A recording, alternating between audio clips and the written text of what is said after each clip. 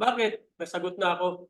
Kasi nung nagsasalita ka po sa mensahe, dumapo ang langaw sa mukha ko at ako po'y nagising. So yun pala, ang langaw pala tagagising ng mga natutulog. So mga kapatid, so maganda po ang mensahe na ating napakinggan sa Bible study. Yung pong pag-asa talaga na inaasam natin at hindi po yan nakikita. Kasi kung nakikita na po natin, bakit pa tayo aasa doon? So ngayong araw mga kapatid, sa ngayong umaga ay sa ating din mga kapatid sa online, isang mapagpalang araw sa inyo lahat at nagpapasalamat din ako na kayo po ay nakijoin din sa amin dito sa Pasay. So ngayon pag-usapan po natin isang magandang topic po ito na dapat nating malaman patungkol po sa Panginoon.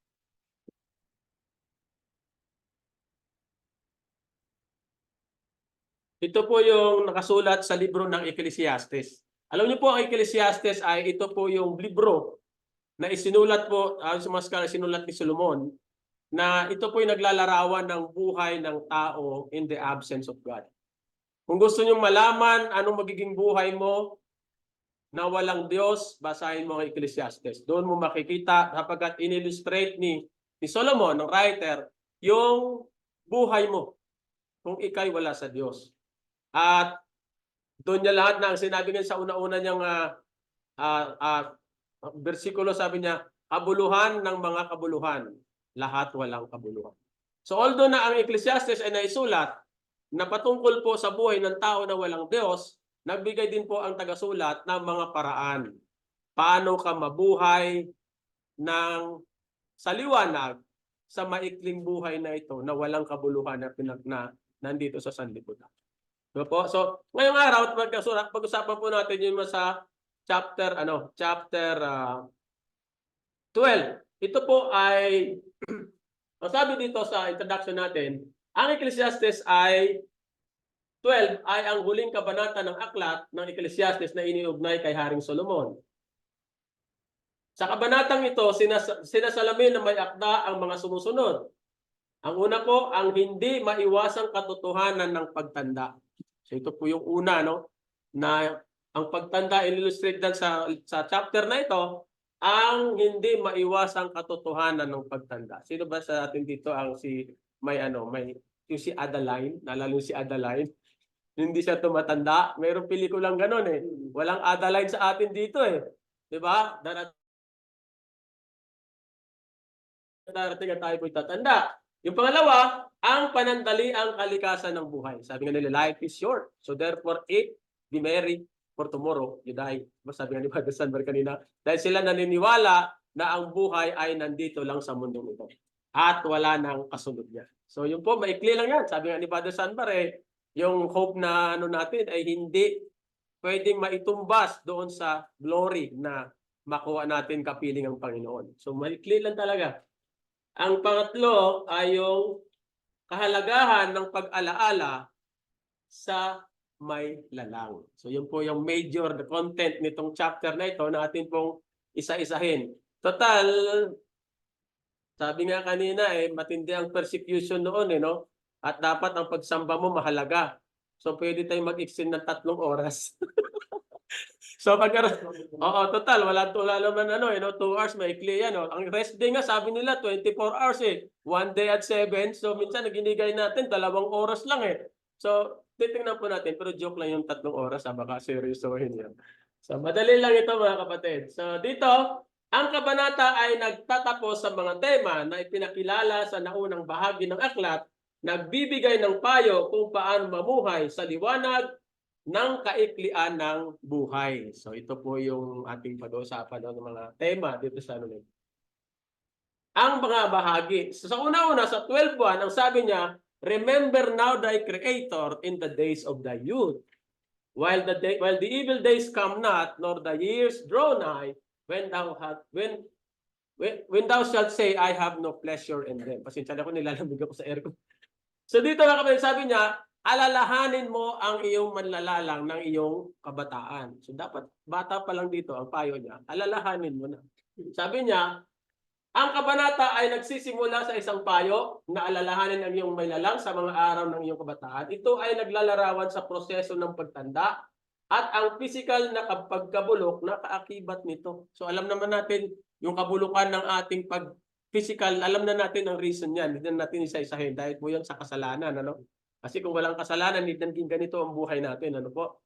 So sabi pa dito, ang mga araw ng kaguluhan, nasa 12:1 ay tumutukoy sa katandaan kung saan ang buhay ay naging mas mahirap at ang sigla ng kabataan ay kumukupas. Gumagamit ang mga talatang ito ng matingkad at patula na pananalita upang ilarawan ang panghihina ng katawan ng tao. So itong Ecclesiastes kasi is a poetical books. Patula po ito, 'di ba? May taga-Bulacan dito, mahilig sa patula, no? So gumagamit siya ng matitingkad na mga salita para ilarawan yung senaryo na ito sa buhay ng tao. So isa-isahin po natin mga kapatid. So dito, sa verse 2, ang sabi,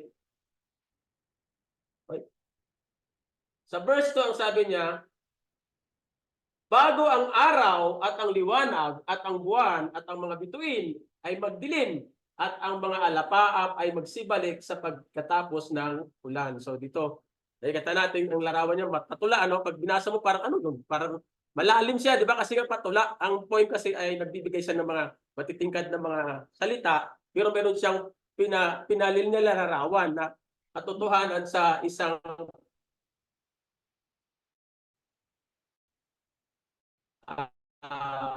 paliwanag sa isang bagay.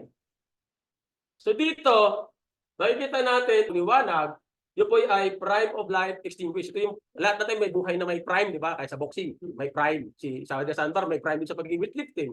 O sa atin bilang tao, kahit wala man tayong normal na tayo, meron tayong prime na edad. Ang kasi dito ay mag-extinguish yan. Hindi po yan nananatili. Di ba? Si Tyson nga, natalo ng vlogger eh. Di ba? So, nawawala po yan mga kapatid. Ang sumunod ay ang buwan at ang mga bituin ay magdilim. Ito naman po yung tinatawag nating takip silim ng buhay ay lumalabo. So, papunta ron, ano? At yung pangsunod, ang mga alapaap ay magsibalik pagkatapos ng ulan. So dito naman, dito nananatili na ang kadiliman dito. Hindi sila tutuloy. Ayun, nananatiling kadiliman. Yung baga sa ano eh, nandun ka na sa pwesto na lahat wala na. So dito mga kapatid, ang paliwanag dito nito sa versikulong ito, ang mga kakayahan ng pag-iisip ay nilalarawan sa mga tuntunin ng liwanag. So pinortray doon ni Solomon na yung kakayahan ng pag-iisip ng tao ay inilarawan sa tuntunin ng liwanag kagaya ng araw, sumisikat, lumulubog, di ba? May prime ka tapos hihina ka, no?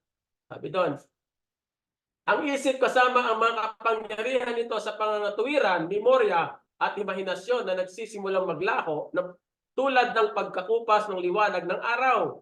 Ang lakas ng pangangatuwiran ng utak marahil ay pinakadakilang regalo na ibinigay sa atin ng Diyos at nagsisimulang mawalan ng kakayahan at ang memorya ay nawawala. Isa iyon sa mga unang marka ng katandaan. So dito pinaliwanag na ang mga katuwiran. Pag tumanda ka naman talaga, minsan sabi nga nila, mahirap magpalaki ng magulang. Diba, meron tayong nadidinig na ganyan, minsan sinasaway niya ng kanyang anak, matigas ulo. Diba? Kasi nga, nagdi-deteriorate na minsan, hindi nakikinig yan eh. Maliban nun sa nanay ako eh. Pero pagka matanda ka na talaga, minsan may ganong pangyayari. Ang isa naman yung hindi ko mabigkas-bigkas, yung nakakalimutan, Alzheimer ba yun? Mahirap, pasensya na kayo, hindi ko talaga totally mabigkas yan mga kapatid.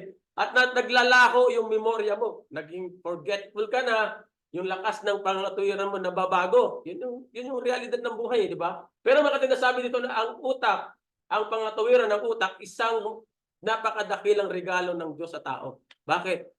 Totoo po yan mga kapatid. Sapagkat ikumpara mo ang brain ng isang elepante sa brain natin. Wala kasing may biologist dito, nakikita nila kung ilang kilo o kaya balyena, ilang kilo ang utak nung kumpara sa utak natin. Pero bakit ang tao napakalakas ng kanyang pag-iisip, ng kanyang kakayahan? Wala ka nakakita ang balyena naka-imbento nito. Naka-imbento ng cellphone, ang laki ng kanilang brain. Pero ang tao mga kapatid, to the extent na makarating sila ng buwan. Diba? At ang tao ay meron siyang tinatawag na intelligence. Hindi siya yung instinct. Ang intelligence, mga kapatid, ay yun po ang hindi mapaliwanag ng mga taong hindi naniniwala sa Diyos na nanggaling daw tayo sa animal. Pero pag sila sinabihan mo animal ka, galit na galit sa'yo. Di ba po? Yun yung irony, mga kapatid eh. Sasabihin niya, ilang kingdom mayroon sa mundo? Dalawa. Sabi sa, lahat tayo nag-aaral sa school, di ba ganon? Mayroon tayong plant kingdom and animal kingdom. Tapos sabihin mo itong tao, animal ka. Galit. Pero siya, amin naman siya na siya po sa animal kingdom. Pero kung tutusin, mga kapatid, kung Bible tatanungin, tatlo. Ano yung isa? Yun yung tinatawag natin na God kingdom. Because nilalang tayo sa wangis at larawan ng Diyos. Hindi tayo na belong sa kingdom of animals. We belong in a kingdom of God. At doon ang destinasyon natin. Kaya pinaliwanag ito ni Solomon eh. Although pinaliwanag na lahat sa mundong ito ay walang kabuluhan. Kahit ikaw pa naman ay nakatapos o hindi ka natapos, maging walang kabuluhan ng iyong buhay kung iyan ay hindi naaayon sa Diyos, pamumuhay mo. Diba? Lahat tayo dito nakatapos ng PhD, MD, lahat ng mga D, LLD, DDD. Yung mga kanong, alam niyo ang DDD, ano yan eh, Doctor of Divinity, Doctor of Philosophy, LLD, Doctor of Laws. Diba? Pero pag ganyan ang natarating mo, mga kapatid, at hindi mo nakilala ang Diyos, yung LLD tsaka DDD, ang DDD, LLD may iba meaning nun. Imbes na Doctor of Divinity at Doctor of Laws, ang DDLLD, double dead, long dead. Ganun po ang magiging. Bakit? Ang taong wala sa Diyos patay. And if you will not wake up, you will be totally dead, long. Napakahabang kamatayan, mga. So yun po ang isa sa mga bagay na yun. Sabi niya, bago ang araw, yan nga, napaliwanag natin, ano? So pupunta tayo sa susunod.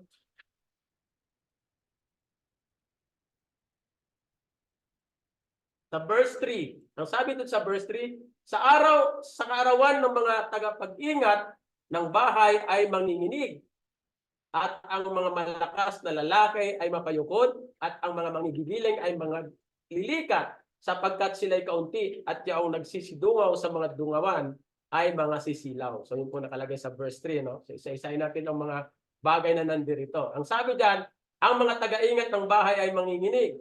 Ito po ay tumutukoy sa kamay na nanginginig o nagiging hindi matatag sa pagtanda. So sabihin, mga kapatid, wag na nating antayin na pag humawak tayo ng baso ay hawak-hawak natin ang isa nating kamay bago natin alalahanin ng Diyos. Iba yun ang pinaka-simple niya na illustration dyan. Kasi nga, iba, saka na lang. Bata pa naman ako eh. Saka ko na lang alalahanin ng Diyos. Pero sabi ni Solomon, bata pa, dapat alalahanin mo na. Huwag mo nang antayin manginig ang iyong isang kamay. Ano? So, ang sumunod, ang sabi dito, ang malalakas na lalaki ay yumuko.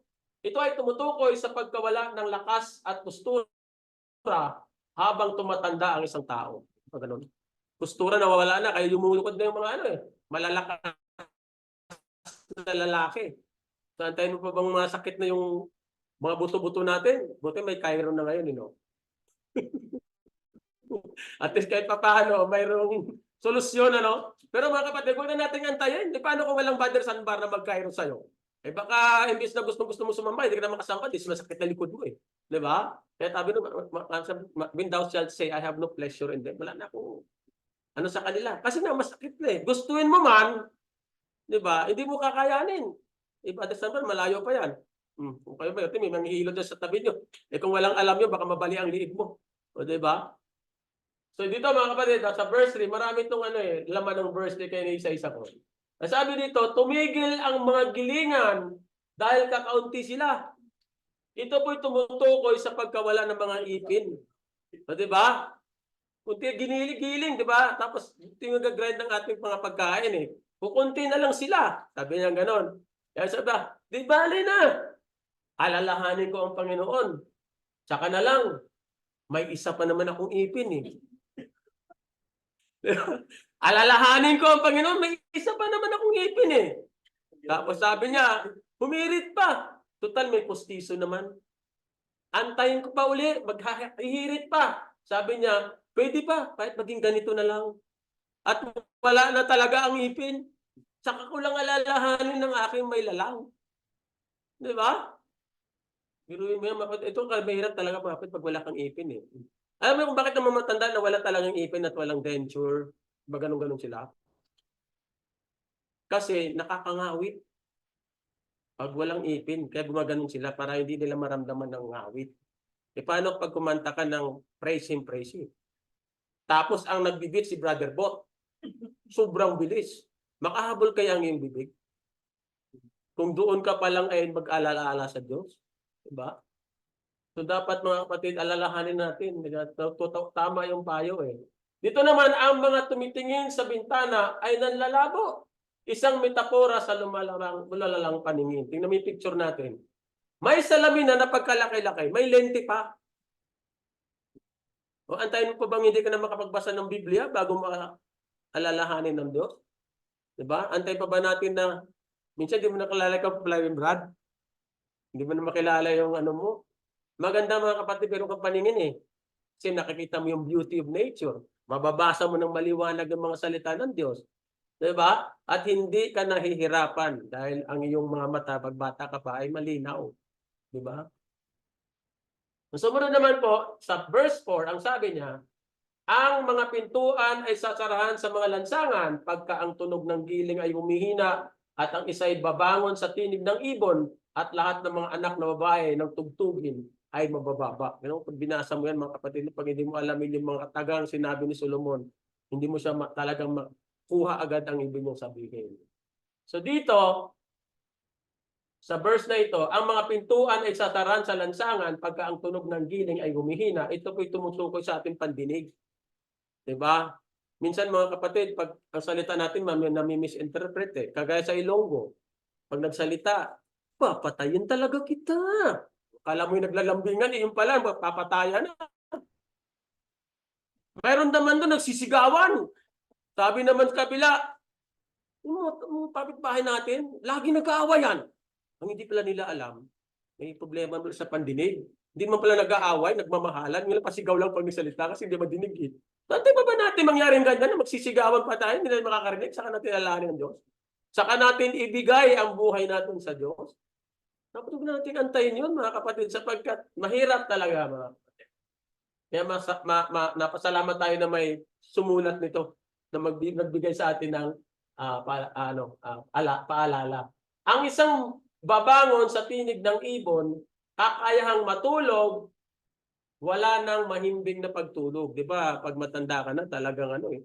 Kaya minsan ayaw ng mga apo tumira sa lola nila eh. Bakit? Ayaw ko na pala lola eh. Bakit? Eh, electricity media pa lang, gising na eh. Tapos hindi na makatulog. O di ba? Tapos ang mangyayari naman, pag nagising, dito, ayan, nagising sa kaunting kaguluhan, hirap makatulog. Hindi kaunting kaluskus lang, gising na agad. Siguro si sister na, na-experience na ni sister, Diba? Mayroong ganun sa atin pag tumanda, may mga bagay na ganito. Na hirap ka na pag nagising ka na, hindi ka na makatulog. Diba? Alam ko yun kasi laki ko sa lola eh. So dito sa Portal, lahat ng mga anak na babae ng tugtugin ay mabababa. Ang iyong boses ay nagsisimulang manginginig at manghina. O yan, pag ganitong sitwasyon mo, nanginginig na boses mo, pakatay ka ng praise him ni Brother Bot, ano kayong mangyayari sa iyo? O diba? O kaya when the saints go marching in, o yung mabibilis na kanta, eh garalgal na ang boses mo eh. Tapos ang nagbibit, may bata, jolly. Ewan ko na lang kung ano, mahirap talaga mga kapatid. Kaya napakaganda na bata ka pa lang, ibigay na natin ang ating buhay sa Diyos. Sapagkat may enjoy mo eh. Hindi naman tayo nilalang ng Diyos para maging malungkot. Niwala ba kayo ron? Diba? Although may mga kalungkutan na nangyayari sa atin hanggang sa ngayon, pero hindi nangangulugan na tayo nilalang ng Diyos sa maging malungkot. Sabi nga doon eh, sa Ecclesiastes, sabi niya, basahin ko yung isang verse bago tayo magpatuloy. Ano? Sabi dito sa Ecclesiastes, ng talata ko ay dito. Sabi niya sa 9:2. Hindi yan. Nang sabi niya lahat ay mga galak. Sabi niya, gumawa ka ng mabuti, nasa 3 ata yun, kung maalala. Na sabi niya ay,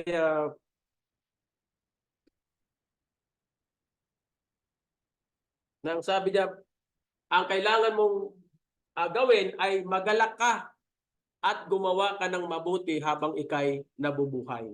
Hindi mo mga kapatid, tayo nilalang ng Diyos para maging masaya. Diba? Hindi para maging malungkot.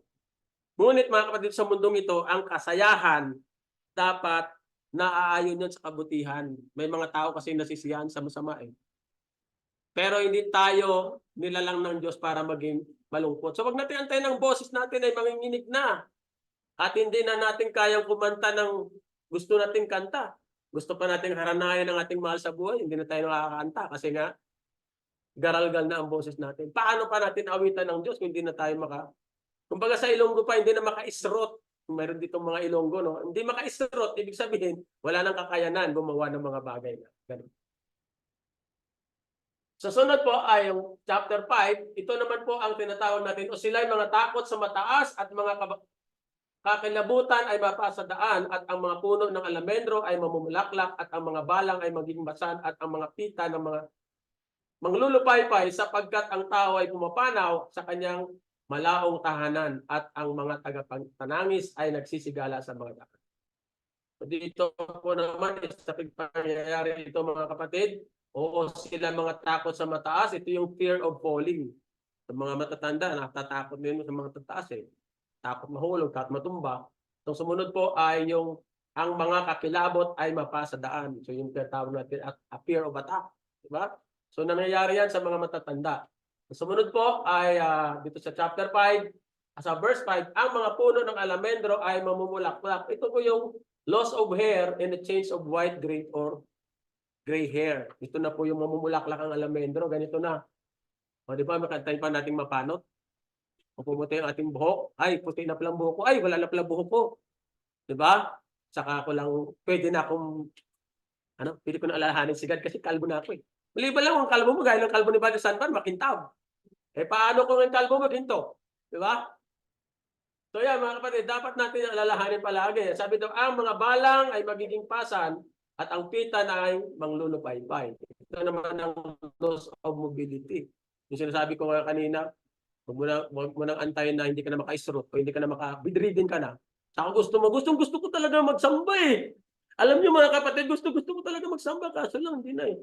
Antayin pa ba natin ng ganon? Na mag-desire ka ng ganon, pero hindi mo na kaya. Para din yung tao na na gusto niyang mapalaki ang kanyang mga anak, naalala niya, hindi niya na kaya magturo. Ang mga anak niya, napariwara na. Kung gustuhin niya man, kumbaga sa huli na ba? Diba? So dito naman yung departure from this life. Sapagkat ang tao ay pumapanaw sa kanyang malaong tahanan at ang mga tagapanangis ay magsisigala sa mga daan. Yung namatay ka at ililigwin.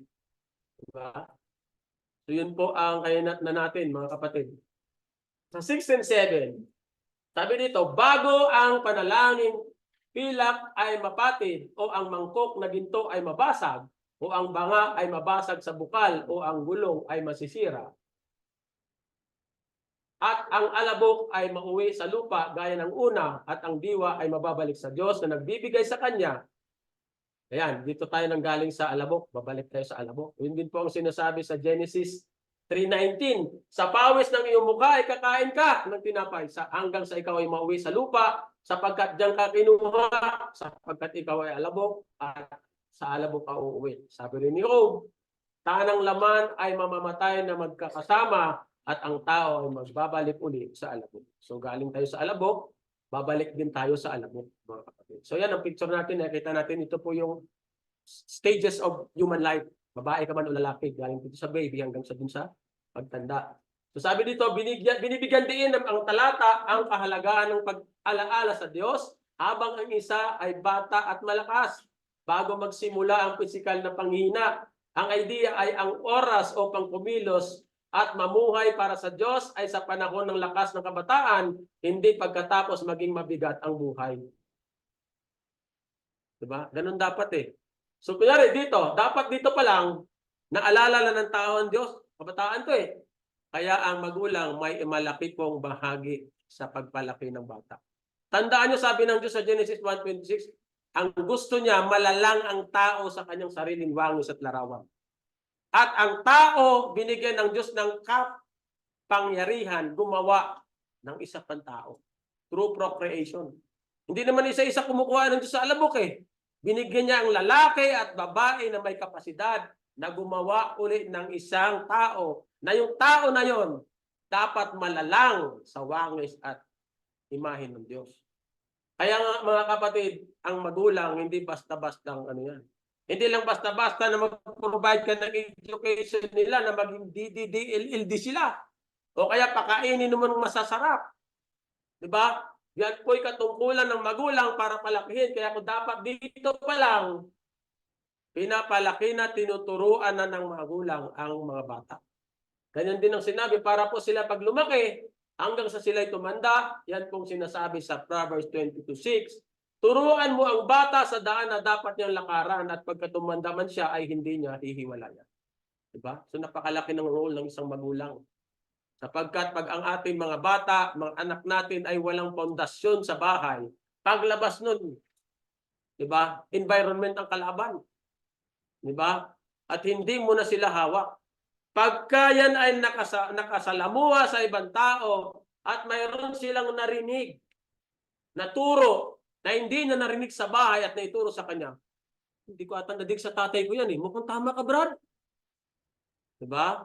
Pero, kung sila may pundasyon ng pangangaral sa Diyos, katuruan sa Diyos, paglabas nun, tika muna, Brad. Sabi sa Bible ganito eh. Sabi ng tatay ko, binasa niya sa akin yan eh. May bersikulo yan, Brad. Diba? Pero kung wala silang natutunan, hindi sila na-train, they can easily madaya sila. Wala silang pundasyon eh. Diba? Para lang silang bahay na nakatayo saan? Sa buhangin, hindi sa bato. So napaka-importante po yan mga kapatid na dapat nating malaman. Kaya ina-advise na bata pa lang ay maturuan sila. Sa illustration po natin, ang kabanata bilang isang canvas. Yung canvas, alam mo yung canvas, parang ganito. Diba? Ang kabataan ay nilalarawan natin dyan. Sabi niya, ang buhay ng kabataan ay maaaring isipin bilang isang blankong canvas. Puno ng potensyal kung saan ang isang tao ay may lakas at kakayahang lumika ng isang bagay na makabuluhan. Ngunit habang lumilipas ang panahon, kumukupas ang mga kulay at nagiging mas mahirap ipinta ang canvas. Ang idea ay upang magpinta ng may intensyon bago ang mga paghahampas ng brush ay mapapatol. So huwag natin pasmado na bago tayo magpinta sa canvas.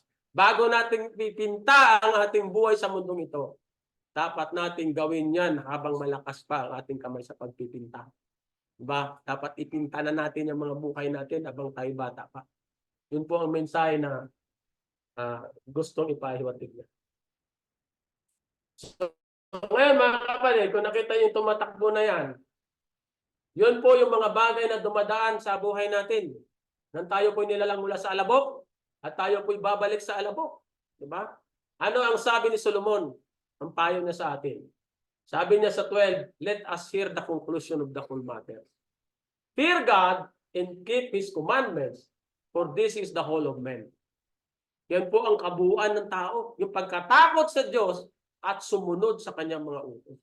Hindi yung antayin pa natin dumaan yung mga ganon. Kundi maintindihan natin na kung ang purpose ay ng tao ay maging matatakot sa Diyos at sumunod sa kanyang mga utos, ayan po ang hindi katungkulan. Kasi ang katungkulan, yung duty is not written in the original text.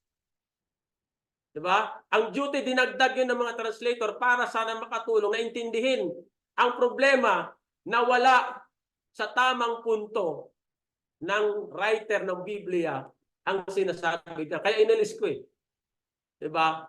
Because fear God and keep His commandment is not your duty, but it is your whole. Ibig sabihin, pag inalis mo ang kautusan, inalis mo sa Diyos, hindi ka maging buong tao. Kanyang kautusan. At ang kautusan ng Diyos naglalaro kung ano siya. Diba?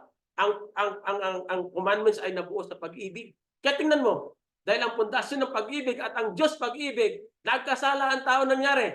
Sabi nga ni Brother Sandberg kanina dapat nating alalahanin na mayroong namatay para sa atin. Diba?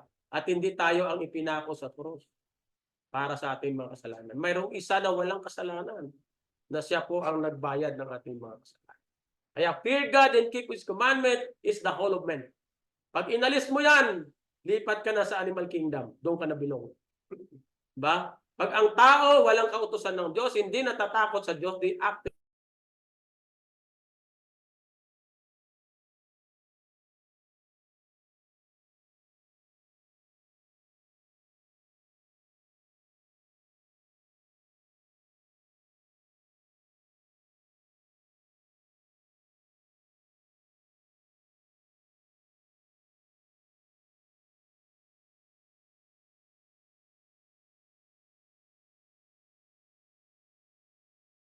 Mga kapatid, ito ang abiso ni Solomon. Ang sabi niya sa 14, for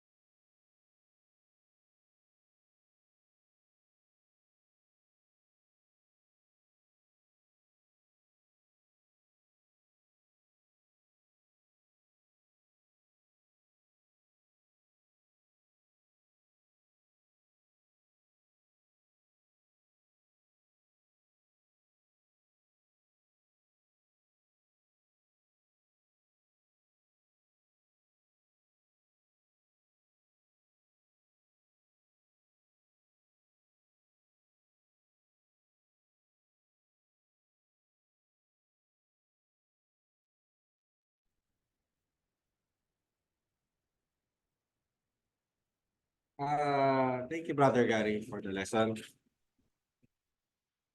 Bago po tayo magpatuloy sa ating pinakamahalagang gawain tuwing linggo, ang ating Lord's Supper, umawit po muna tayo sa awiting number 289.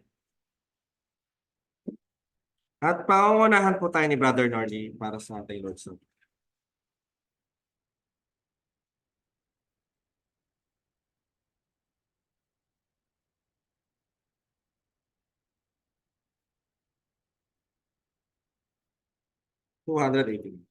Dear Lord, we break the bread